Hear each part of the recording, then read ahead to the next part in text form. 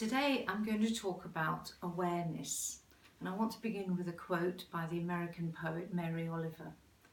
It was early, which has always been my hour, to begin looking at the world, and of course, even in the darkness, to begin listening to it. I'd like you to imagine Nostrand Avenue subway station, Brooklyn, New York, 6:15 a.m. It's rather dark, it's a bit of an edgy station. I was waiting along with all my fellow early morning passengers, many of whom, like me, were in the people care business. Most mornings, in silence, we would frequently watch the rats playing and grubbing for food. Today, we saw Clive. That is what we named him. He was a big mutant rat with no fear of humans, and he would often disturb our standing repose while we executed a Beckham dodge to avoid him. On this day, he was running along the platform and we were watching him, preparing to dive in different directions if necessary. As he was running, a new lady passenger was walking down the steps, oblivious to everything that was going on around her. She was texting on her smartphone and was totally absorbed in whatever she was typing. I must mention here that she was wearing open-toed sandals. Clive had decided to run up the steps at exactly the same time as this lady was descending. On the last step she collided, or should I clarify, Clive ran over her foot. Much to our dismay, the lady was totally unaware and continued to type.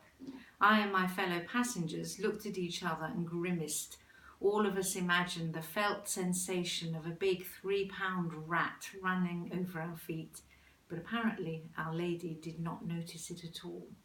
What should we do, we all thought? Tell her? Risk a hysterical breakdown? The train solved the problem by arriving, and we all embarked upon our journey. Our lady of unawareness sat down, still texting, but she started to rub her feet together with perhaps a belated sensation of Clive's little ratty feet on her skin. We all looked at each other with an unspoken agreement not to say anything.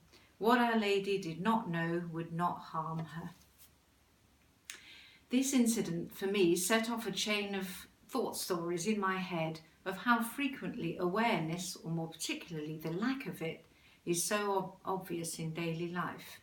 There is a lack of awareness around us all the time in thoughts, language, attitude, habits, deeds, movement, manners, and so on.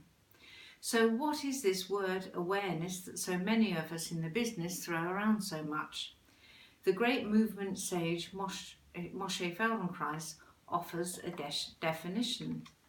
Awareness is part of the thinking mechanism which listens to the self while acting. Awareness is knowledge of what is going on while it is happening. Or awareness means relating or having a dynamic relationship with our senses, our emotions, and our surroundings. I think that says it all. Almost all cultures and religions employ methods to help people develop awareness in the moment. Is it learnt, or does it have to be awakened? It can certainly get buried or lost. So Feldenkrais developed a complete somatic method that uses awareness, sensation, imagination and movement.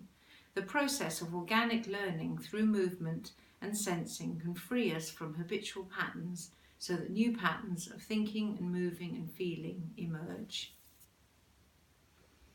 So if you'd like to learn more about this amazing method, you can follow me on all the usual social media hoo-ha, or even come along and book a one-to-one appointment.